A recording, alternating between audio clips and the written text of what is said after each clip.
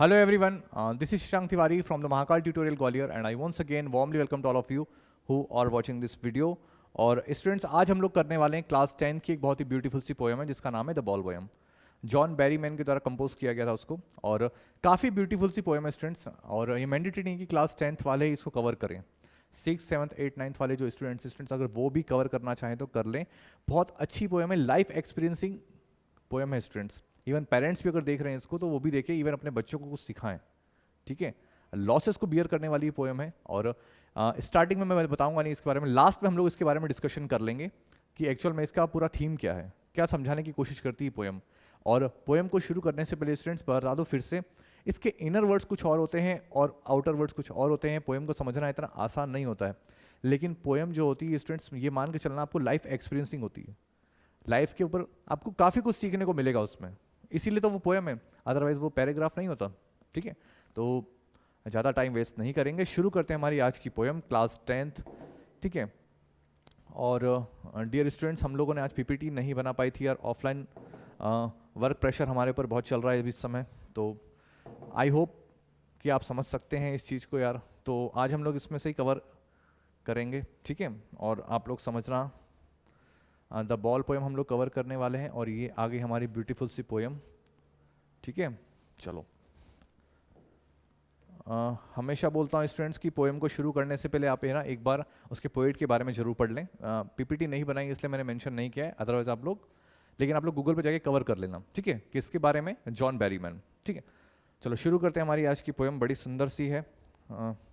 A boy loses a ball, so यहाँ पर mention कर देते हैं बिफोर यू रीड, जैसा कि एनसीईआरटी की बुक्स में लिखा होता है। तो बिफोर यू रीड क्या लिखा है? अ बॉय लूजेज बॉल, एक बच्चा होता है जो अपनी बॉल को खो देता है। ही इज़ वेरी अपसेट, वो काफ़ी अपसेट भी है।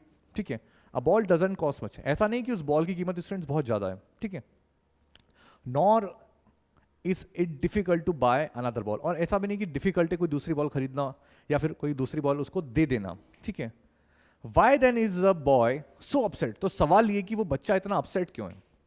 ठीक है, read the poem to see what the poet thinks has been lost, read the poem, poem को पढ़ो, टू सी एंड देखो what the poet think, poet को क्या लगता है हैज बीन लॉस्ट, क्या खोया गया है।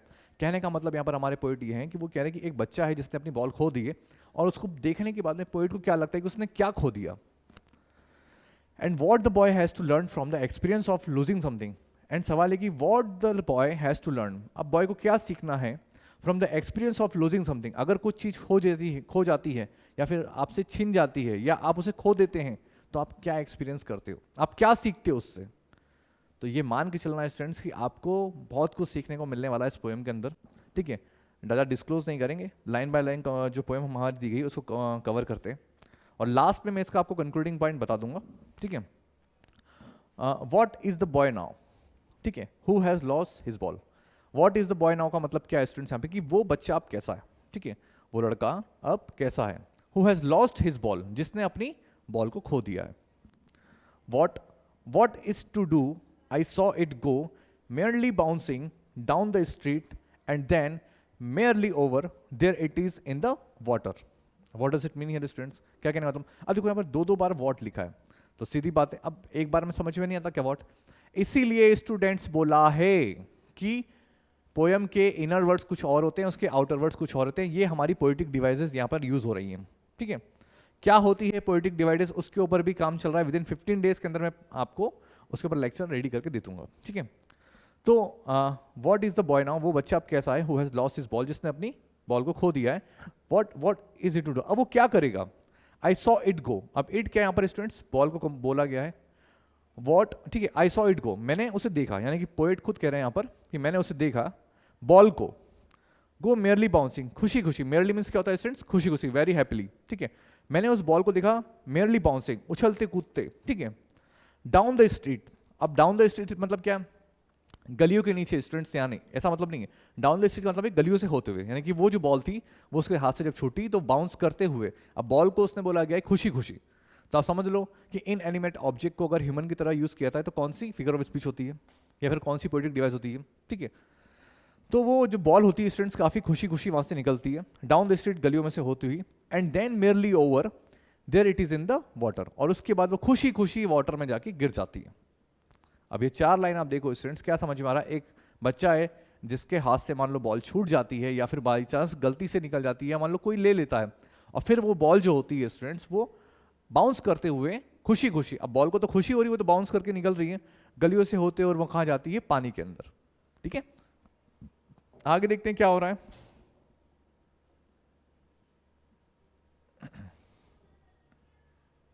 थोड़ा सा और ऊपर कर लेते हैं तो जॉन बेरीमैन भी दिख जाएंगे हमें। ठीक है भैया, यहाँ मेंशन किया गया है ये स्टूडेंट्स, पोएट का नाम यहाँ पर मेंशन किया गया है, आई होप आपको दिख रहा होगा। ठीक है, अच्छा थोड़ा सा और ऊपर करें, थोड़ी देर में कर देते हैं यार।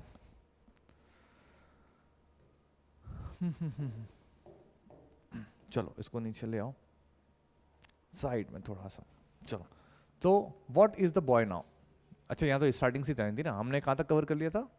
वाटर तक। ठीक है, 4 लाइनें हमारी हो चुकी थी, नेक्स्ट लाइन शुरू करते हैं। नो यूज टू से oh there are other balls. अब उस बच्चे से ये कहना जो है सफिशिएंट नहीं होगा, यानी कि सही नहीं होगा। क्या कहना? नो यूज टू से oh there are other balls, कि बच्चे टेंशन मत लो, और भी बॉल्स हैं। ठीक है, अगर ये चली गई है तो हम दूसरी लाके दे देंगे। जनरली होता है ना कि अगर कोई बॉल है जो नाली में चली गई है या फिर कहीं हमारे हाथ से चली गई या फिर कहीं किसी दूसरे घर में चली गई जो जिससे हमारी लड़ाई है, जो बॉल हमें देने वाला नहीं है, तो अब उस बच्चे से ये बोलना सही नहीं है कि भैया और भी बॉल्स हैं तुम्हें हम और बॉल ला के दे देंगे।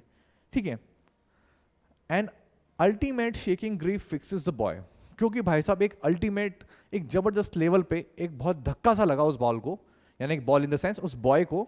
ठीक है, ग्रीफ मतलब शोक, दुख, सैडनेस। ठीक है, and ultimate shaking grief fixes the boy, यानी कि एक अल्टीमेट शेकिंग का मतलब ये रहता है स्टूडेंट की एक मैक्सिमम लिमिट जो होती है ना, दुखी होने की जो एक मैक्सिमम लिमिट है वो।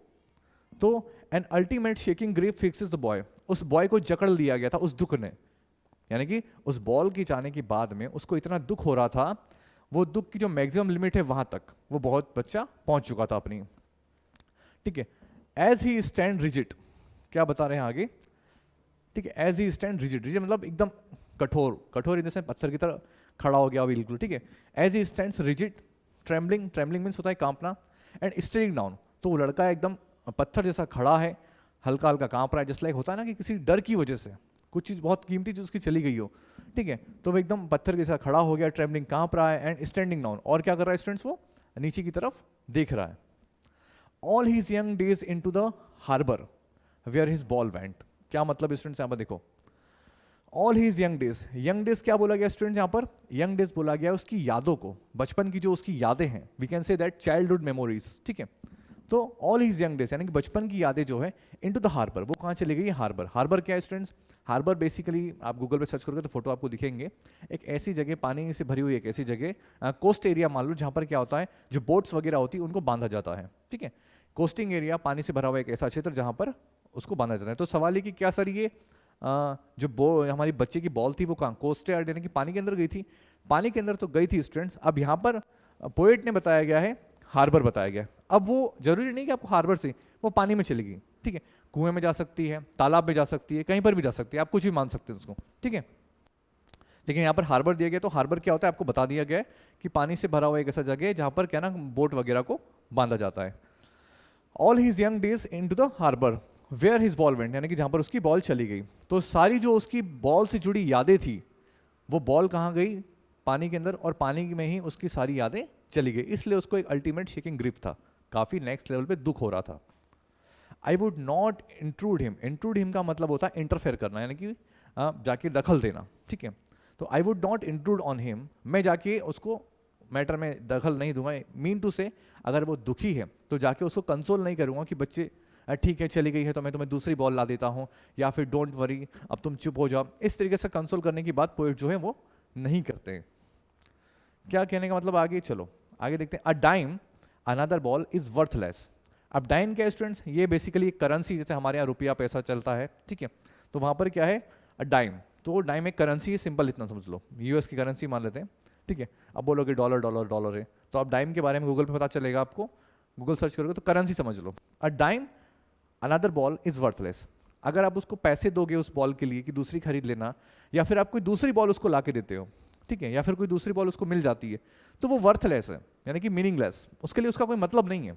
ठीक है, now he senses first responsibility. अब देखो यहाँ पर क्या बताया गया है कि एक डाइम अनदर बॉल, यानी कि अगर आप उस बच्चे को कोई पैसे दोगे ये बॉल दे रहे हो, तो उस पैसे और उस बॉल की उस बच्चे के लिए कोई वैल्यू नहीं है, ठीक है, क्योंकि वो उसकी यादें काफ़ी जुड़ी हुई हैं उससे. Now he senses first responsibility in a world of positions. अब वो बच्चा जो है अपनी इस लाइफ में पहली रिस्पॉन्सिबिलिटी सीखेगा. वो बच्चा जो है जिसने अपनी बॉल खो दी है इस वर्ल्ड ऑफ पोजिशंस में. वर्ल्ड ऑफ पोजिशंस मतलब क्या है? इस वर्ल्ड ऑफ बिलोंगिंग्स, यानी कि जहाँ पर लोगों ने अपनी चीज़ों पे अधिकार कर रखा है, यानी कि जो भी उनके पास में चीज़ें हैं, यानी कि हमारी जो चीज़ें हैं. फॉर एग्जांपल बाबा महाकाल के आशीर्वाद से ये डिजिटल बोर्ड हम लोगों का है, तो इस पर हमारा अधिकार है, ठीक है. तो now he senses first responsibility. अब वो बच्चा अपनी पहली रिस्पॉन्सिबिलिटी को फील करेगा, समझेगा इन अ वर्ल्ड ऑफ पोजिशंस, यानी कि इस दुनिया में, ठीक है, इस दुनिया में जितनी भी चीज़ें लोगों से बिलोंगिंग हैं उसकी, यानी कि मान लो मेरे पास बोर्ड है या हमारी जो भी सारी चीज़ें हैं, टीवी हो गया, कार हो गई, बाइक हो गया, जो भी हो गया, तुम्हारा जो भी सामान है वो सारी चीज़ें. तो अब क्या कह रहे हैं वो कि now he senses first responsibility. अब वो बच्चा अपनी पहली रिस्पॉन्सिबिलिटी को फील करेगा, समझेगा इन वर्ल्ड ऑफ पोजिशंस में, यानी कि इस दुनिया में जहाँ पर हम लोग के पास में कुछ भी चीज़ें हैं. People will take balls. अब बॉल्स के यहाँ पर स्टूडेंट्स वो केवल नॉर्मली बॉल नहीं है. अब बॉल को यहाँ पर आपकी बिलोंगिंग से कंपेयर कर दिया गया है, आपकी कोई भी चीज़ है, ठीक है. तो पीपल विल टेक बॉल, यानी कि समटाइम्स ऐसा हो सकता है कि लोग आपकी बॉल को ले लें, यानी कि कोई भी आपकी वो प्यारी चीज़ वो ले लें. Ball will do lost always. Sometimes ऐसा भी हो सकता है कि वो बॉल जो है हमेशा के लिए खो दी जाए, या मान लो गलती से आपसे चली जाए, या अनजाने में, या पता है कि वो बॉल को जाना ही है, ठीक है. Ball will be lost always, वो हमेशा के लिए बॉल खो दी जाएगी. लिटिल बॉय, ठीक है, and no one buys a ball back. और कोई भी उस बॉल को वापस नहीं ला पाएगा. मीन टू से क्या है, केवल बॉल की बात नहीं हो रही है, उस बॉल से जुड़ी हर वो चीज़ें. स्टूडेंट्स लास्ट में मैं आपको बताऊंगा एक पूरा एनालिसिस करके आपको, ठीक है. And no one buys a ball back, और फिर उस बॉल को कोई भी वापस नहीं ला के देगा. यानी कि सिंपल शब्दों में अभी फिलहाल आप इतना समझ लो कि एक बॉल है, इस बॉल को आप अपनी लाइफ में किसी भी चीज़ से कंपेयर कर सकते हो जो एक बार अगर चली गई तो दोबारा नहीं आएगी. स्टूडेंट्स इस चीज़ को अपने एग्जाम में से कंपेयर कर लें कि अगर आप कोई भी कॉम्पिटिटिव एग्जाम्स दे रहे हैं, अगर आप लास्ट एज पे है, लास्ट अटेम्प्ट पे आपका, सुन ले बेटा तेरे लिए यहाँ इशारा कर रहा हूँ, फिर नाम डिस्क्लोज नहीं कर रहा हूँ. एक बार मौका चला गया दोबारा नहीं मिलेगा, ओवर एज हो जाएगा. समझ गया, ठीक है, स्मार्ट बॉय. तो पीपल विल टेक बॉल्स, ठीक है, ये बहुत अच्छा लाइन है तेरे लिए कि पीपल विल टेक बॉल्स, यानी कि लोग जो है आपकी सीट भी ले लेंगे, ठीक है. Balls will be lost always, वो सीट हमेशा के लिए चली भी जाएगी अगर तू नहीं पढ़ा तो. Little boy and no one buys a ball back, और कोई भी उस सीट को दोबारा लाके नहीं देगा तेरे को. समझ गया. तो अपनी सीट का ध्यान तुझे खुद रखना है, इसलिए लिखा है कि he now he senses first responsibility. आगे आ जाओ थोड़ा सा, चलो. तो little boy and no one buys ball back, कोई भी आपको वापस बॉल लाके नहीं देगा. नेक्स्ट लाइन है मनी इज एक्सटर्नल. मनी जो है मेरे बच्चे एक्सटर्नल है, यानी कि मनी को आप लोग, पैसा तो आदमी हर व्यक्ति कमा रहा है, पानी पूरी वाला भी पैसा कमाता है, ठीक है, कॉफी वाला भी पैसा कमा रहा है, हर व्यक्ति पैसा कमा रहा है. तो मनी इज एक्सटर्नल, मनी एक बाहरी चीज है, मनी को कंपेयर मत करो, ठीक है. मनी एक बाहरी चीज है, उससे कोई इमोशंस आदमी का टच नहीं होता. रियली कोई कंजूस व्यक्ति होता है तो उसका इमोशंस होता है मेरा पैसा मेरा पैसा, हाय मेरा पैसा. अगर आप टैलेंटेड हैं, अगर आप केपेबल हैं, अगर आपको अपने आप पे भरोसा है, बाबा महाकाल के आशीर्वाद से बहुत पैसा कमाएंगे, ठीक है. तो यहाँ पर मनी को साइड में कर दिया. ही इज लर्निंग, क्या लिखा है, मनी इज एक्सटर्नल, मनी बाहरी बात हो गई. He is learning well behind his desperate eyes. अब जो है वो जब उसकी बॉल गई तो उसकी आंखें बहुत डेस्परेट हो गई थी, ठीक है. तो अब वो लड़का सीख रहा है, ठीक है, अपनी आंखों के पीछे उस दर्द को छुपा के कि एक्चुअल में अब वो जब बॉल चली गई है, the epistemology of loss. Epistemology क्या होता है स्टूडेंट्स, नॉलेज. एक ग्रीक वर्ड है जिसका मतलब होता है नॉलेज. यानी कि अब वो क्या सीख रहा है, well behind his desperate eyes, उसकी जो डेस्परेट आंखें हैं, ठीक है, उसके पीछे जो उसका दर्द है, लॉस का जो दर्द है, उस लॉस को बियर करने को वो सीख रहा है. हाउ टू स्टैंड अप, यानी कि अब वो बॉल चली तो गई है, अब मुझे क्या करना है, अब मैं फिर से कैसे उठ के खड़ा हूं. यानी कि जो बॉल जो हो चुका, past is past, now what will we do, हम क्या करेंगे, कैसे खड़ा होना है. इस चीज को अब वो लड़का सीखेगा क्योंकि अब वो बॉल वापस नहीं आएगी, ठीक है. Knowing what every man must one day know, ठीक है, नोइंग, वो सीख रहा है what every man must know one day, यानी कि वो ये सारी चीजें सीख रहा है जो एक दिन हर इंसान को अपने जीवन में सीखनी होती है.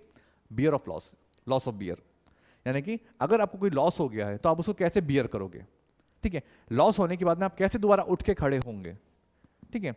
And most know many days, बहुत सारे लोग कई दिन में सारी चीजें सीखते हैं. हाउ टू स्टैंड अप, ठीक है, किस तरीके से वापस खड़े होना है, किस तरीके से वो खड़े होते हैं। डन। तो ये स्टूडेंट्स हमारी पोएम कंप्लीट हो गई है यहाँ पे। तो देखो जॉन बैरीमैन, थोड़ा सा इनको और बता देते हैं, अब दिख रहा है क्लियर? चलो आ जाओ थोड़ा सा और आप। एक मिनट।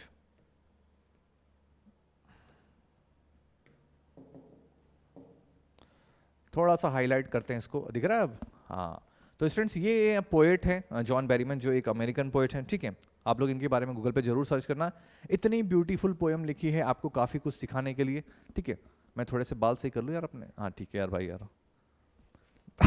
चलो, तो ये पोएम स्टूडेंट्स बताई गई है। अब थोड़ा सा कंक्लूड पार्ट में बात कर लेते हैं। और एक छोटी सी चीज़, तो अगर मैं आपको एक बात बताऊं इसमें, जैसा कि मैंने स्टार्टिंग में बोला था कि कथा का सार क्या है, यानी कि इस पोएम का सार क्या है। तो स्टूडेंट देखो, इस पोएम के माध्यम से, जो जॉन बैरीमैन है वो हमें जो लॉस होता है उस लॉस के बियर को सहन करना सिखा रहे हैं। यानी कि हर इंसान को अपनी लाइफ में कभी ना कभी कुछ चीज़ खोनी है, ये याद रखना। हर इंसान को अपनी लाइफ में कभी ना कभी कोई ना कोई चीज़ उसकी जाएगी, ये निश्चित है, ये फैक्ट है। कोई भी आपकी कीमती चीज़ हो सकती है, चाहे वो ह्यूमन बींग्स ही क्यों ना हो। देख, हम जानते हैं ना कि death is the ultimate truth of life. Death is the ultimate truth of life, हम जानते हैं।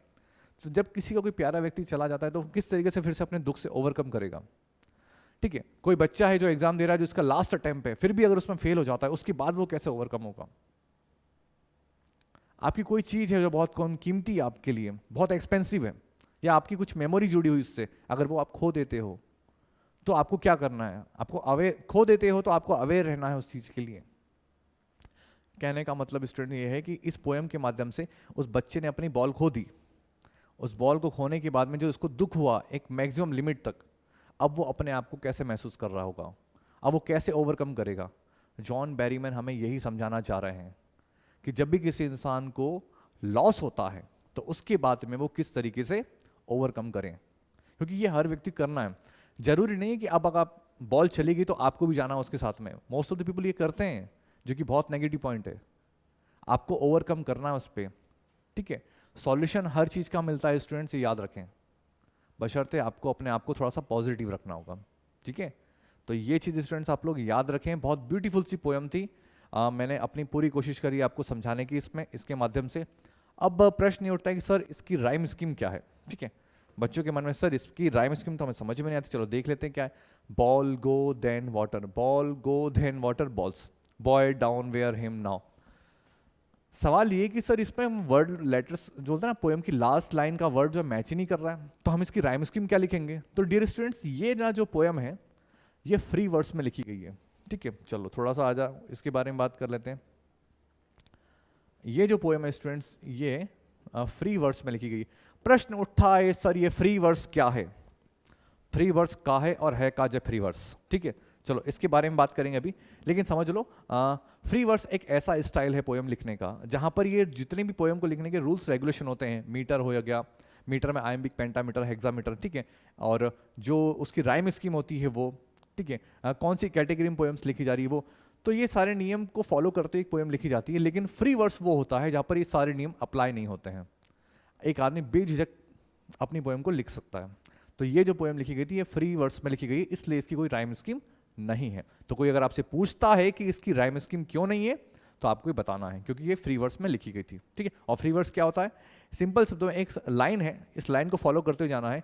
फ्री वर्ड्स एक ऐसा है पॉइंट जिसमें वो लाइन को फॉलो नहीं करेगा, दूसरी लाइन बना के चल देगा। तो क्या सर फ्री वर्ड्स में पोएम लिखी जा सकती है? हाँ बिल्कुल लिखी जा सकती है, ठीक है। लेकिन यहाँ पर पोएटिक डिवाइसेस यूज की गई स्टूडेंट्स। अब पोएटिक डिवाइसेस में डिस्कस यहाँ पे इसलिए नहीं कर रहा हूँ क्योंकि काफ़ी लेंदी हो जाएगा, क्योंकि अगर आपको पता ही नहीं है, where is my cell phone बेटा, रुदू where is my cell phone, check out there, जल्दी दो। तो डियर स्टूडेंट्स कहाँ थे हम लोग? हाँ, इसमें पोएटिक डिवाइस यूज की गई है, ठीक है। एक मिनट, किसका फोन था? चलो, इसमें स्टूडेंट्स पोएटिक डिवाइसेस यूज की गई, उसके बारे में आपको बताता हूँ कि कौन कौन से। वेट करो बेटा, अभी खत्म नहीं हुआ लेक्चर, एक मिनट।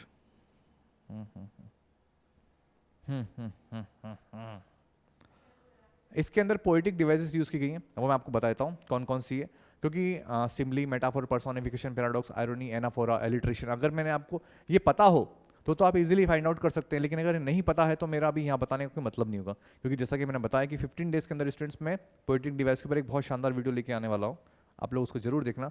उसको देख लोगे तो फिर आप लोग इजीली किसी पोएम में आइडेंटिफाई कर पाओगे कि कौन सी पोएटिक डिवाइस उसमें यूज़ की गई है, ठीक है। तो इस पोएम के अंदर बेसिकली एनाफोरा का यूज़ किया गया है, ठीक है, एजोनेंस का यूज़ किया गया है, इमेजरी का यूज़ किया गया है, ठीक है, रिपीटेशन का, पर्सोनिफिकेशन का यूज़ किया गया है। ये सारी चीज़ें याद रखना है। एक बार फिर से रिवीज कर रहा हूँ, एनाफोरा, एजोनेंस, ठीक है, imagery and description, repetition and personification, ठीक है। और बाकी आप लोग अपने हिसाब से सोचें कि इसमें कौन कौन सी पोएटिक डिवाइस का यूज़ किया गया है, ठीक है। क्या होती है प्रॉमिस 15 डेज़ के अंदर, with in 15 days I will give you best lecture, ठीक है, I will try my best, ठीक है। और फाइनली हर बार की तरह एक पोएम की लास्ट में रिक्वेस्ट, क्योंकि भाई जो है स्टार्टिंग में करता नहीं है, कि अगर ये वीडियो पसंद आए तो please please please students video को लाइक करें, चैनल को सब्सक्राइब करें, अपने फ्रेंड्स के साथ में स्टूडेंट्स अपने शेयर करें। टिल देन सभी को गुड नाइट, बाय बाय और जय श्री महाकाल।